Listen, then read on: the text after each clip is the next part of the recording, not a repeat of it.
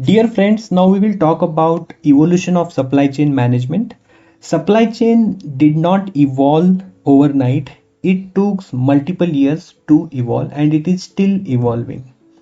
Although there are many revolutions in supply chain management, we try to combine all these evolutions and innovations within this chapter.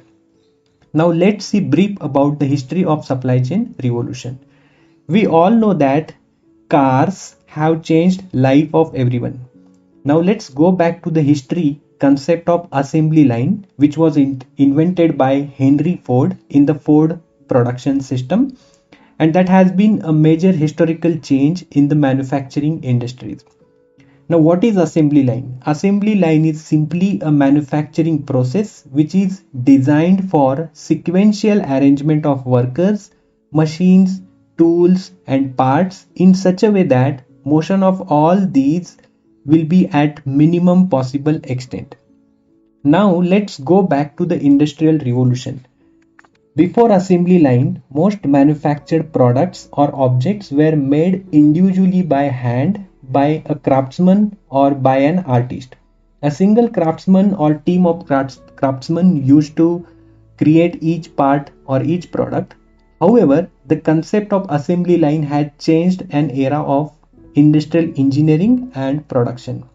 In 1913, Henry Ford installed the first moving assembly line for the mass production of an entire automobile, which reduced significant time in building cars.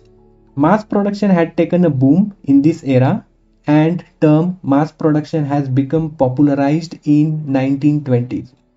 Now, mass production was also referred as flow production or continuous production. Mass production is simply the production of large amount of standardized products, especially on assembly lines. One of the descriptions of mass production is the skill is built into the tool, which means that worker working on the tool may not need to have the skill, but that tool will help in manufacturing the product with the specific requirements. Now let's move little further. There was World War II, which was known as Global War, and that lasted till 1945.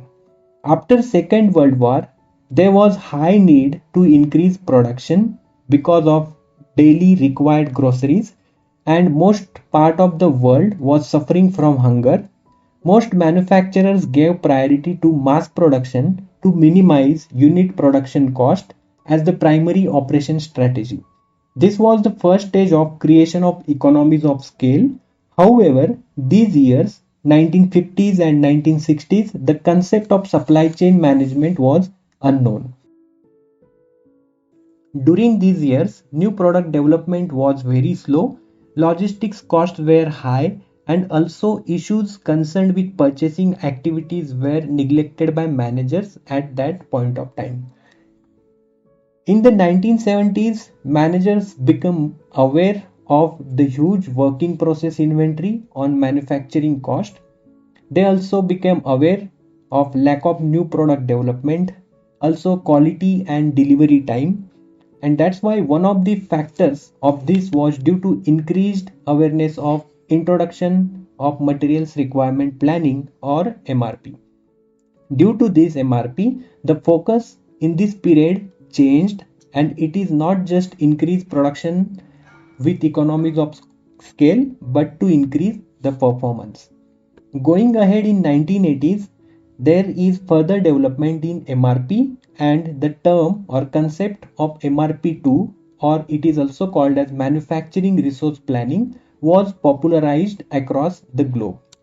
MRP II was developed to expand MRP I, and MRP II is providing additional functionalities including integration with finance, general accounting, demand forecasting for inventory requirements, and also integration of machines, labors, and capacity planning within the existing functionality of MRP I. Hence, MRP II became more strategic and advanced version for the manufacturers around the world. In 1982, Keith Oliver, who is a British logistician and consultant, has introduced the term supply chain management to the public domain in one of his interview with a Financial Times. But the term supply chain gained more popularity in mid 1990s. And further, the term supply chain gained lots of attention in late 90s through books, articles, its awareness in manufacturing sector was increased. During 1980s and 90s, it was observed that firms dealing with increased demands outsourced logistics activities and made sure to focus on their core competencies of manufacturing. Due to these changes, the outside specialist presented benefits to manufacturers like economic service, more productivity, and more efficiency.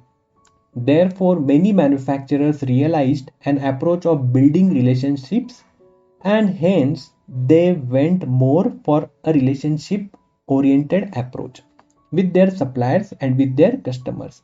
They understood the benefits of cooperative relationships with the other firms in the different chain levels. In 1980s, there were